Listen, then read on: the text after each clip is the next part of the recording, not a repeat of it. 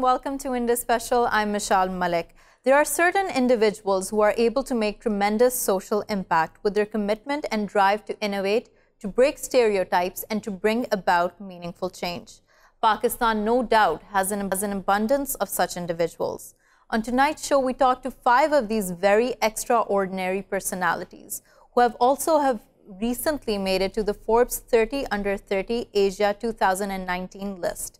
We are in conversation today with Ahmed, Rauf, Essa. At the age of 23, while still in school, Ahmed co-founded Telemart. Now, 4 years later, Telemart is one of the largest e-commerce platforms in Pakistan. Laila Kasuri, at age 29, Laila has made significant strides in research. She has led research at organizations such as the World Bank, the U.S. Army Corps of Engineers, and the UC Davis Center for Watershed Sciences on climate-smart irrigation, flood risk reduction, and river basin planning. Zain Ashraf Mughal. At age 28, Zain was the first Pakistani to achieve the prestigious Commonwealth Youth Award in 2018 for his organization Seed Out. Seed Out is a non-profit, non-religious, and non-political crowdfunding platform that gives out interest-free loans to those individuals wanting to start businesses. Seed Out has raised over 600 entrepreneurs in 4 cities across Pakistan since its inception in 2014. Hasan Usmani, the co-founder of Roshni Rides. Roshni Rides is a startup founded by 4 innovative individuals, Hasan Usmani, Hana Lakhani, Gia Faruqi, and Munib Mia. The startup aims to provide female-friendly carpooling services for commuters in Pakistan. Join us on tonight's show to find out how they got to where they are and what they see to achieve in the future. First, let's begin with Zain, who is in the studios today with us. Zain, thank you so much for joining us. Tell us a little about your organization. Thank you, Michelle, for having me. So basically, Seed Out is a not-for-profit crowdfunding platform which is working to alleviate poverty in Pakistan by establishing micro-entrepreneurs through interest-free microfinancing. Yeah. So what happens is that while I was growing up as a struggling citizen of Pakistan, I always had this issue that, there are so many people who come to our doorstep and ask for money, and it is never so much whatever we give them. So you see the same faces coming back to your doorstep again and again over those years. So I realized one thing that, what is it that something we are not doing good? Right. Pakistan is one of the highest charity giving nations, but still the issue of poverty prevails here. 60% of the population is youth. So what is that something we are not doing right? Yeah. So we needed to create a platform which could connect the donors from all around the globe with the potential micro-entrepreneurs in Pakistan. So Zain, you're saying from all around the globe. How international, how global is your organization in its reach? Right. So basically, we have launched a crowdfunding platform. So crowdfunding means when several people pool in money in one individual cause. So what we have done is we have given a voice to all these people who doesn't have the financial capacity to start a business, but they have the willingness to do anything in life, right? So these are all the unbanked sector. People who can't go to banks, people who doesn't have, any drive to, start any financial assistance from any organization or anything. So what we do is we pick these people, we do the verification, and we publish their profiles on our crowdfunding platform on the website. And then we market these projects. People around the globe, whether it's in Europe, America, or England, they can, donate little by little on these entrepreneurs projects through this crowdfunding platform. Yeah. Yeah.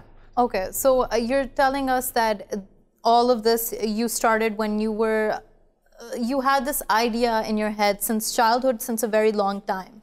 I mean, not the idea of Seed Out, but obviously, I think it says that every revolutionary change has to undergo from series of evolutionary changes. I believe that while I was growing up, I was, struggling to figure out the difference between us and them, the difference, the inequalities between rich and poor, and why, we are not able to actually make a real impact in the lives of those people who are, taking all the, even if we're donating or doing charity. We are unable to track each and every penny that is being donated. Either it's to an individual or to an organization. B, I think we always had a transparency issue because we could not know what actually your money is making an impact. And how does your organization ensure transparency? So basically, our organization is end-to-end 100% paperless organization. So what happens is anybody who wants to start a business ranging from 50,000 rupees up to 200,000 rupees, and these are all the micro entrepreneurs' dreams, right? Anybody who wants to become a rickshaw driver or a general store business owner or a saving center or anything they want to do. So they come to us in any of our branches, and what we do is we take their application through our desk officer dashboard. Their job is finished over there, and Seed Out's job starts right from there. Yeah. So the application moves on to the very robust back-end portal to the credit officer, then credit manager, social mobilizer, content writer, CFO, country head, and these people even visit the beneficiaries' homes, take the socio-economic evaluation, they take the GPS coordinates of the location as well, and all this process is paperless, is on an online crowdfunding platform, back-end portal. And at the 7th level, once it's 100% verified, the application gets published on the crowdfunding platform, and then we get them funding, and the process goes on. Secondly, I would like to add that at Seed Out, we do not hand over hard cash to any of our potential micro entrepreneurs. We actually execute the businesses along with capacity building and training for these people. So you're there throughout the entire process. Right. Definitely, Zain, I do want to talk more about Seed Out and everything it has accomplished so far. But before that, let's bring Hasan Usmani into this conversation as well. Hasan, please tell us about your startup and how you and the other co-founders thought of it, and how did you begin it? Sure. So basically, the way that Roshni Ride started, the four of us competed in a competition called the Hulk Prize. So the Hulk Prize is a global competition that asks students to create a sustainable business model that's going to help solve some sort of world issue. Yeah. So as we were 4 students at Rutgers University, we decided that transportation, among other issues, among electricity, among water, among hunger, was a big enough issue and was worthy enough to tackle. Yeah. The reason being was because that we felt that transportation is an enabler, right? So if you can have transport, you can get access to employment, you can get access to healthcare, you can get access to education, which in turn will enhance your life. Laila, let's talk about what you have done so far. Please tell us about why you moved towards this field, what inspired you, and you are so passionately pursuing it. You've led so many projects. What keeps you going? Well, it began actually I've been doing this for the last 10 years. So I started very early on. I actually was planning on becoming a doctor, like most good Pakistani girls. But I ended up, the floods happened in Pakistan in 2010. And that year, I ended up getting a grant to work in Pakistan. And I worked with the Asian Development Bank on a very well-known project. It was called the Friends of Democratic Pakistan Water Sector Task Force. So in the water sector in Pakistan, I'm fairly common and well known there, but I started off because water is a public good. So there are a lot of startups that want to work and address water issues, but the issue is that there's still not a business case for water.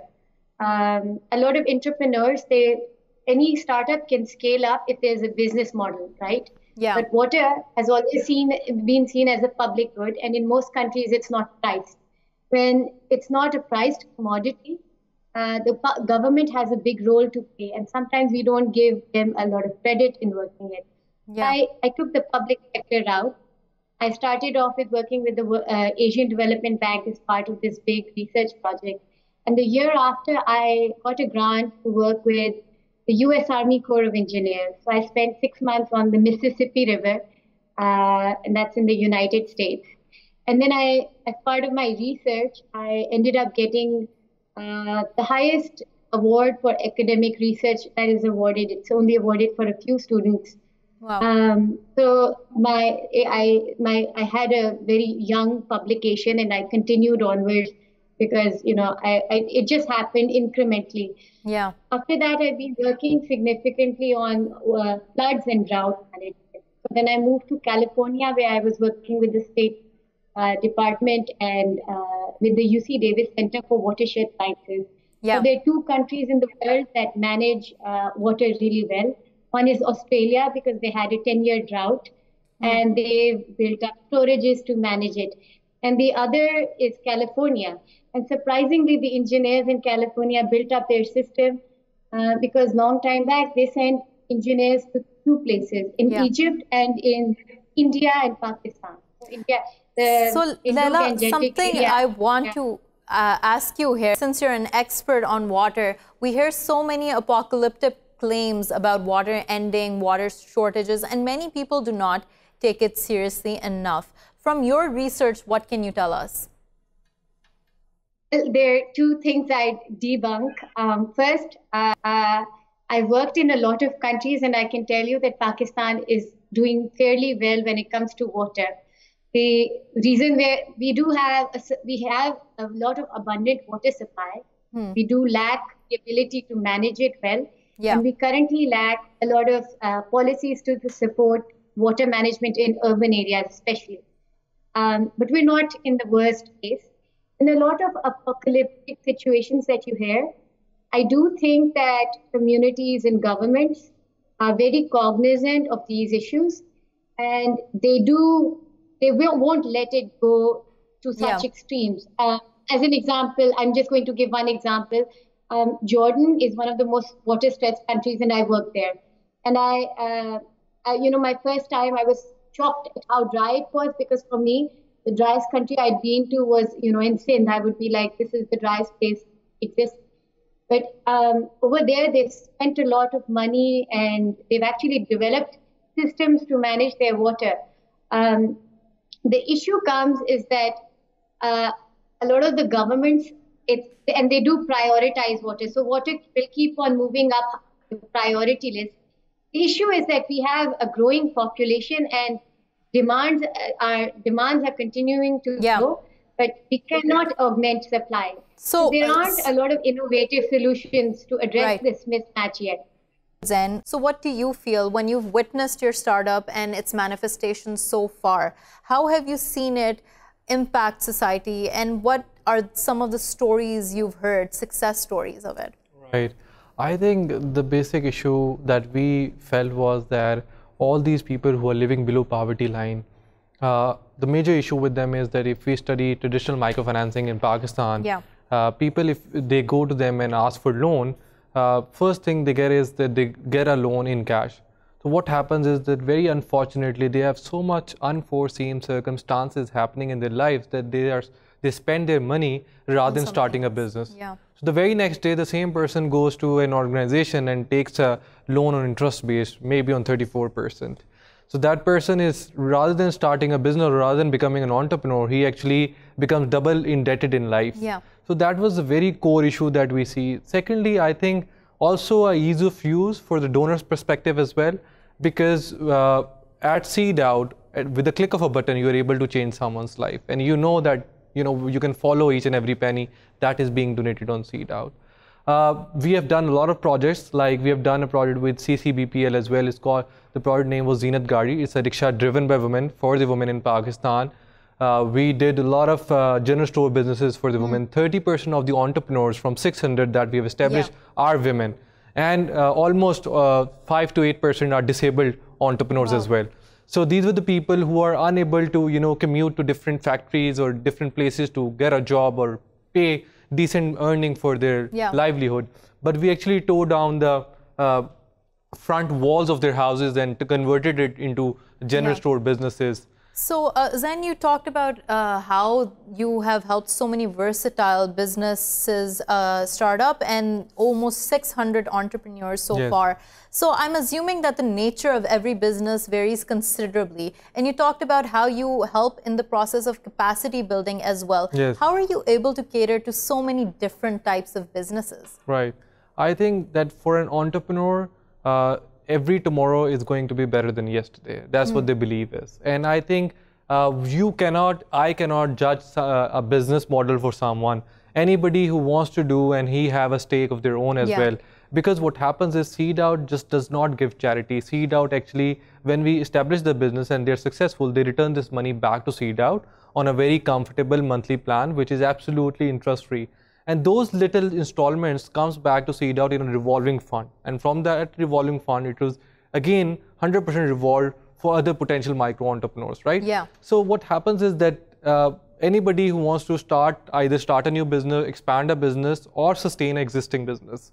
So these people come to us, but we ensure that either this person has a past experience or a skill set to start a business. Maybe there are a lot of women who are working at someone's sewing store, and they know how to, do stitching. They have the know-how. But just with a little bit of love and, money, if we could buy some sewing machines and setup to start their own stitching center, they are empowered and they're able to, bring more jobs to the community members. Somebody who's driving someone else's rickshaw and it's on rental basis, he's only taking 200 rupees in his pocket and he's giving 800 rupees back to the rickshaw owner for per day. I think that, that person already has the drive. So if you give him his own rickshaw, then, ultimately his livelihood becomes so much better. And not only that, we also send 2 of the kids to school as well with every entrepreneur we raise. So how does that work? So what happens is part of the policy that if you are going to get a business through seed out, then you have to send 2 of your kids to school as well. Otherwise, we take the business back. 2 of your kids from belonging to the micro entrepreneur that we are establishing. So what happens is, very unfortunately in Pakistan, we need to create awareness, right? Even though people have money, but they still don't like to spend money on the education.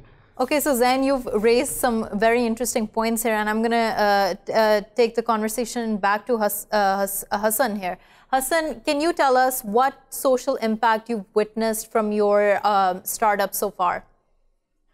Yeah, I think for us, from the beginning, the impact that we wanted to create was to increase job participation amongst females, was to increase efficiency in terms of staff and their on-time performance, which in turn will affect their productivity and their mood at work. And I think the big for us is now, after 7 to 8 months of operation and doing about 9,000 rides a month, we see that we're kind of starting to achieve this on a scale. And now the main thing that we need to do is grow this so that there is commuting is made easy for people in Pakistan, because you have your solutions like Uber and Careem that are designed for those people who want to go on demand, right? So if I want to go to the mall, or if I want to go to my friend's house, anytime, anywhere, Careem and Uber is the perfect thing to use. But if I'm someone who commutes every day to make a livelihood or to study for school or for work, I need something that's more affordable than that. And that's the whole idea of our service, is that we had to tackle a problem that wasn't being addressed by these other solutions. And that's a great idea that you guys came up with, and it has no doubt impacted several people, several hundreds of people.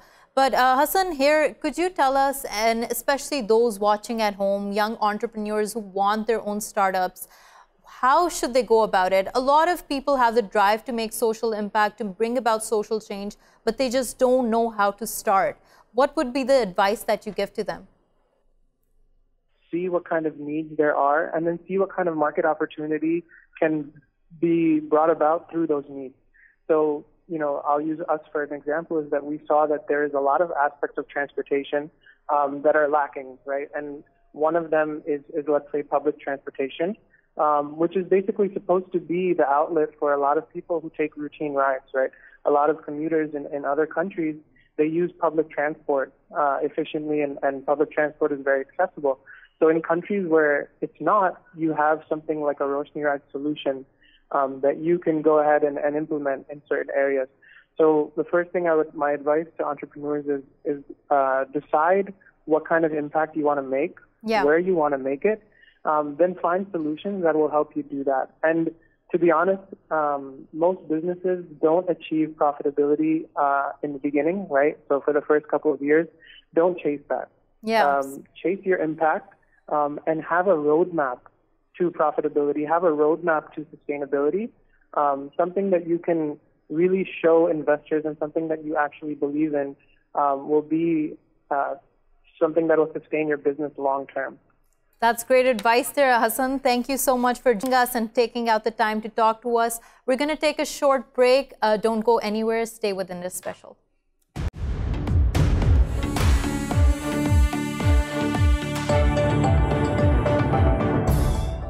Welcome back to Indus Special. While we continue our conversation with our young entrepreneurs, researchers, and those who have made considerable impact. Now we're joined by Mr. Ahmed Rauf Essa, who is an entrepreneur and who has founded Telemart, one of the most major platforms of e-commerce in Pakistan. Thank you so much, Mr. Ahmed, for joining us.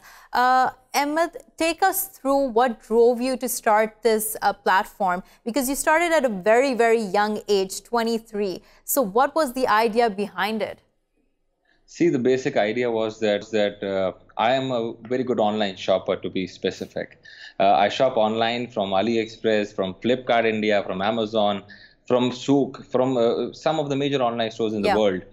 So every time I shop from them, there was a thing coming in my mind that why Pakistan is not up to the mark for e-commerce. So that was the main vision that I wanted to create, that I want to be like the biggest players in the world. And that was the only reason we started e-commerce. But when launching e-commerce, we had a very clear idea that in Pakistan, e-commerce was relatively a very small industry then. It's now it's also a small industry by now as well. It's only 1% of the total retail sales in Pakistan. So we are not even 1%. So we made an omni-channel out of it, and we are the only company in Pakistan that has more. That's a hybrid model of both the e-commerce part and yes, the conventional retail part as well. And that was the highlighting factor for us to penetrate in the market at first. Yeah, and what do you think was the role of innovation, thinking out of the box while you were doing Telemart? See, what I believe is that whenever you do something, whether it be small or big, you always need to be unique. If you are not unique, you will not get eyeballs accordingly. And that is what we always believed in. And when we started, we made a different business model altogether. That was the unique part first. Second was the product level uniqueness. We started off and we gathered international sellers as well. Telemart is the only brand in Pakistan, only e-commerce marketplace in Pakistan that is also having sellers from China and sellers from Dubai as well. Yeah. So we are selling all sort of branded products, getting it across the world. We have the most dangerous, I will use the terminology, dangerous supply chain in Pakistan. We deliver products that are imported internationally, and we delivered them within 5 to 7 days in Pakistan only. Wow, that's quite amazing, and that's quite a success there. Ahmed, stay with us, but I'd like to move the conversation towards what potential the youth holds in Pakistan. And Laila, I'll take this question to you. What do you see is the potential of the research landscape in Pakistan, especially you being a very young academic? What do you see the potential in the young academics out there? Well, I'm just going to clarify you. I'm not just an academic. Most of my work has been grounded in practice. Yeah. So a lot of focus has been on my research, but actually I work in countries in developing a lot of the business models for water. So a lot of the issue is that a lot of young people, they have a lot of drive. Yeah. Like a lot of Pakistanis, I was one of them. I had a lot of drive. And when you think of what to work in, you want to work in the private sector. And I actually told Forbes this as part of the interview that they had, that we need also young people going into the public sector. And I have the most respect for young people because it's hard work. Because each day you don't get a big salary, you don't get any returns, you don't have a business model that can be scaled up. You have to deal with bureaucrats. And I remember sitting, I had my first meeting when I was in a conference room. I was the only young person under 25 and a female. And all the people were men and much, much older. And if you propose anything, you have to be very patient in listening to them. But you see that a lot of these public sector officials, they can make huge change. They can shape a country. And that's why I kind of encourage young people to look into public service as well. Yeah. That's also a way of making impact. And sometimes it's very meaningful when you can bring large-scale impact to a nation. Yeah. And Laila, when we're talking this, what do you think they need to keep in mind, young people? You mentioned some of the hindrances and some of the frustrations when you're starting out. What else should they expect to happen early on in their career, something that they must tackle and continue to persevere through? A lot of people say you follow your passion, but I think passion follows after you do hard work in it. Yeah. So I would say that don't search too much. Just put hard work in, and hard work will always pay off. And it's even whether it's a business, whether it's public sector, whether it's research or academia, you need to stay in something long enough and put in your hard work. Definitely, commitment and dedication to what you're alongside discipline is something that is a key point there. Zain, let's talk about something that you mentioned when you gave the talk in the OIC. You were the youngest Pakistani to give a talk there, and you talked about harnessing youth human capabilities. What was that about, and what do you think needs to be done in order to harness the youth's capabilities? We see that globally, youth unemployment is at one of the highest rates. And with that, what do you think needs to be done?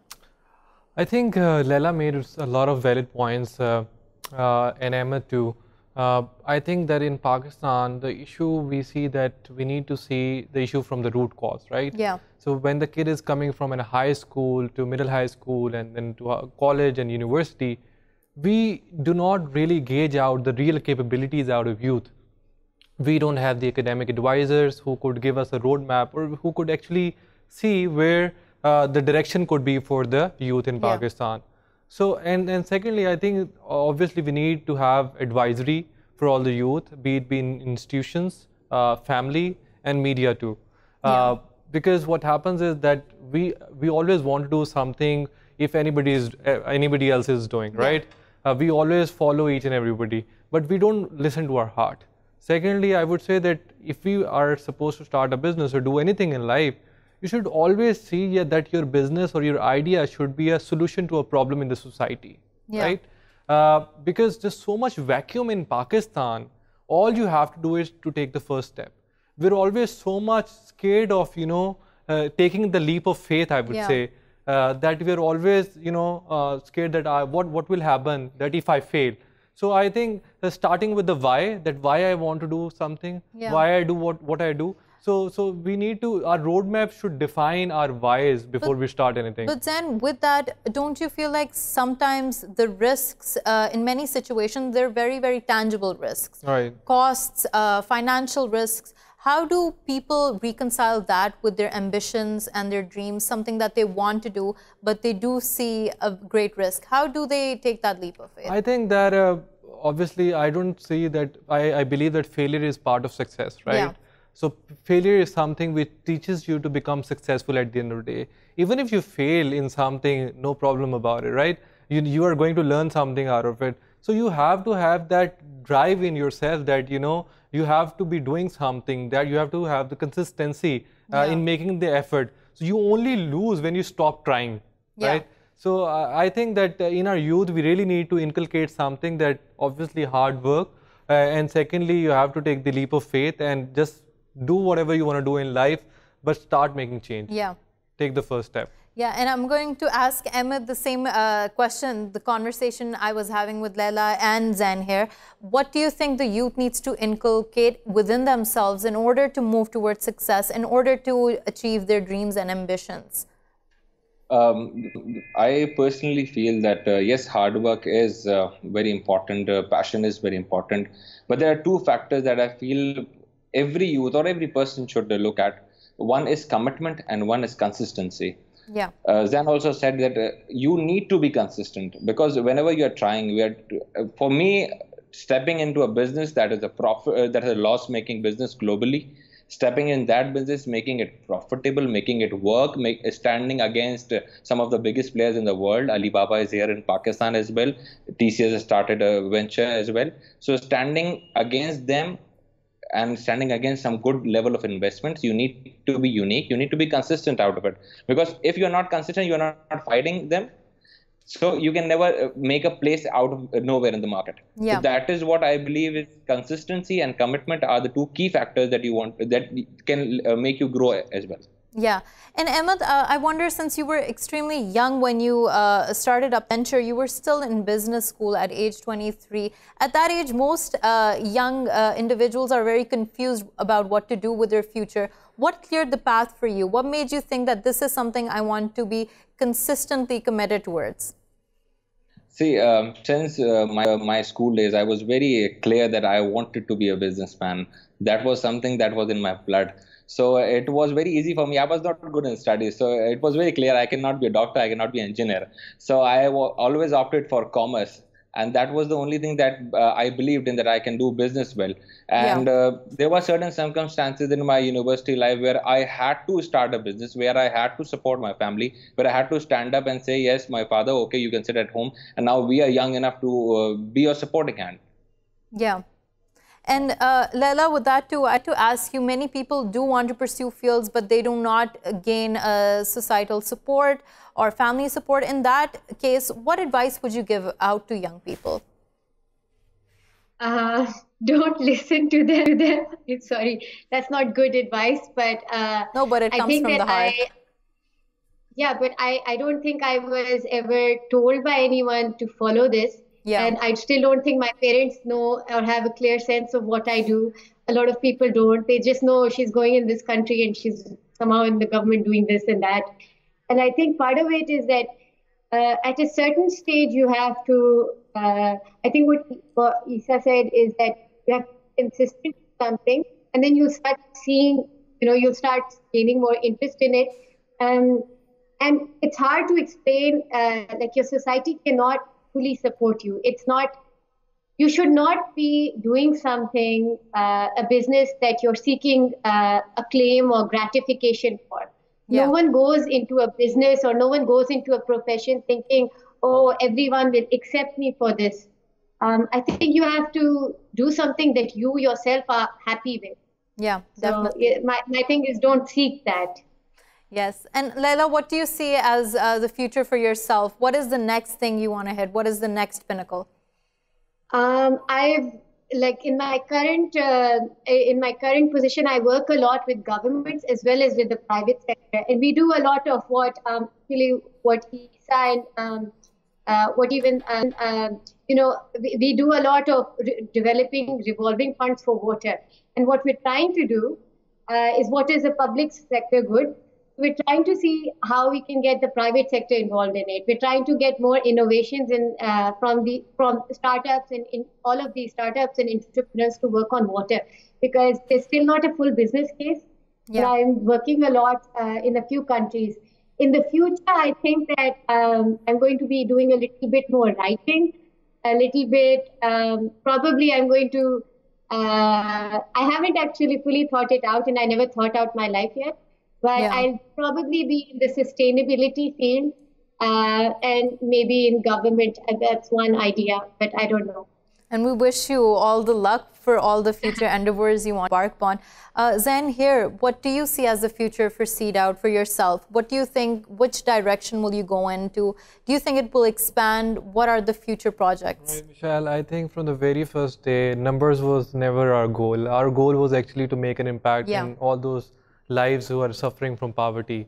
For Seed Out, I think we want to go all over Pakistan. We want to change millions of lives. We want to send back. We want to send thousands of kids back to school, as we've already did. 1,800 kids have started going back to school. Yeah. We want to create an equal playing field for everybody.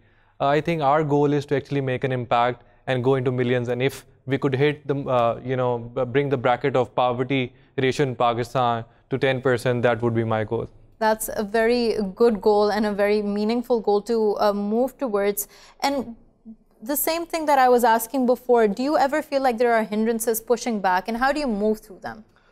I think obviously yes, because if we talk about traditional microfinancing and all those giants who are already sitting in Pakistan, I think they're all doing very wonderful work. But the government needs to help all these people who come up with innovative ideas, because if we talk about Wright brothers, they took the first flight, but at the same time, there was this one American funded guy who was working on the same technology, and he had enough money that, the best minds could buy. Yeah. And the media was following him, everything was following him. But, the Wright brothers were able to take the first man-controlled flight. The reason was that Wright brothers were cyclists, but they had the belief that what they were doing and why they were doing what they were doing. So I think it doesn't matter how big or how small you are. The institutions, organizations, and the government need to spot down who is doing the right thing, the right way. And they need to support these organizations. And there are a lot of wonderful people like, Ahmed and all the people you've spoken through your platform. I think if we need to empower these youth who are doing brilliant things, and that's the way to go. Yeah, and Zain, just another thing to pick up on, something that you mentioned earlier was that you help a significant number of those who have disabilities. How do you do that? Could you tell us, and what society needs to do from what you've witnessed in helping them to make a more inclusive society for them? Because I think that asking for money makes you vulnerable, right? If you put your hands in front of somebody, it just puts you in a very vulnerable condition.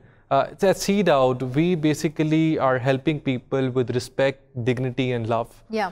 We believe that, we create a sense of self-esteem in all these people who want to do anything in life, be it small or big. Yeah. So these people, that's why we have this global platform, a crowdfunding platform, where, you don't have to meet the person, or, the person doesn't have to beg in front of you. We are trying to reduce the beggary as well, because either you give man a fish and you feed him for a day, or you teach a man how to fish, you feed him for a lifetime. I think that's the process that Seed House has created, that it's a process where we are transforming the borrowers into donors one day. Yeah. And that's a wonderful process where, all the disabled people, if they want to do anything, and we help them, and there's so many, I think, graceful donors as well around the globe who help these people, fund them.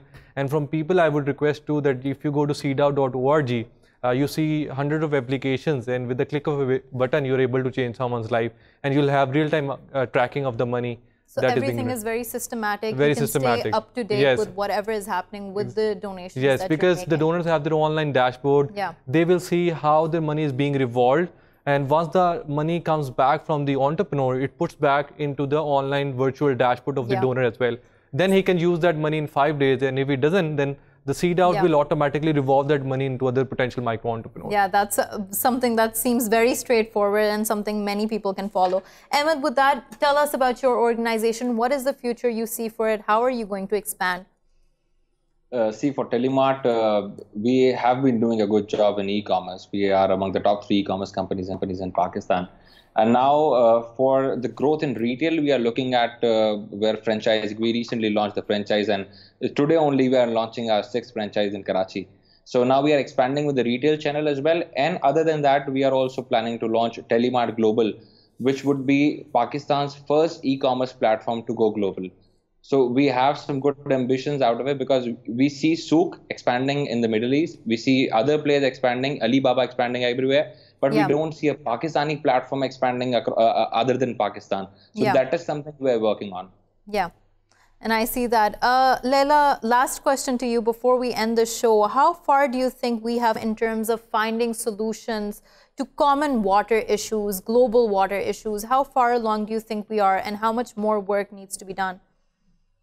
I think at the national level, we've tried to do as much as we can, but more and more in the world, we're moving more to decentralized approaches. And it goes back to the community issue, is that communities and a lot of local governments have now been given authority to manage their systems, but they don't have the funding to do it. Yeah. And I think the goal in the future is going to be that at a local level, what can people do? Because right now they just depend on the government, and that needs to change, because government has empty hands and empty pockets. Yeah. So I think that more entrepreneurs are going to be in the picture, and more people, more innovative solutions are going to show up in the water sector. Yeah. Thank you so much, Laila, for joining us, talking to us. Thank you so much, Zain, for talking to us. Thank you so much, Ahmed, for talking to us. Thank you for watching Indus Special. We'll see you again tomorrow with more stories. Till then, goodbye and take care.